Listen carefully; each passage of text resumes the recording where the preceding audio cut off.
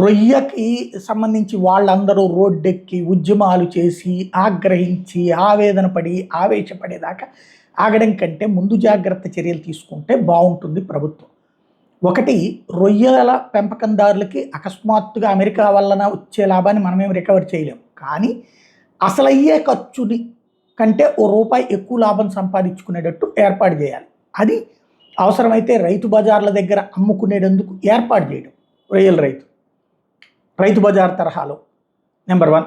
Number 2 వచ్చేటప్పటికి అవసరం వాళ్ళకి ఎక్కువగా రొయ్యలకి అవుతున్నటువంటిది ఖర్చు మేత, రొయ్యల మేత. జొన్న రైతుకేమో జొన్నకి రేటు రాదు, రొయ్యల మేతదారులకేమో ఎక్కువ రేటుకి దొరుకుతుంది.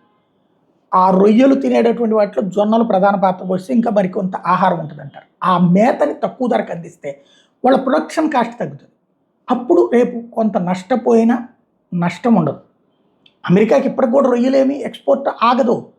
కాకపోతే అంత రేటు పెట్టి అక్కడ వాళ్ళు కొంటారా లేదా అన్నటువంటి వీళ్ళకి కనుక ఖర్చు తగ్గితే అక్కడికి వాళ్ళు ఇచ్చేది కూడా రేటు తగ్గుతుంది కదా, లాభం కొంత తగ్గించుకుని. కాబట్టి దానికి తోడుగా ఈ రొయ్యల పండగల లాంటివి పెట్టి, రొయ్యల ఫెస్టివల్స్ పెట్టి వాటిని వినియోగం ఎక్కువ చేసేలా చేయడం అనేటటువంటిది వన్ ఆఫ్ ద ఫ్యాక్టర్. ఆలోచించుకుంటే బెటర్.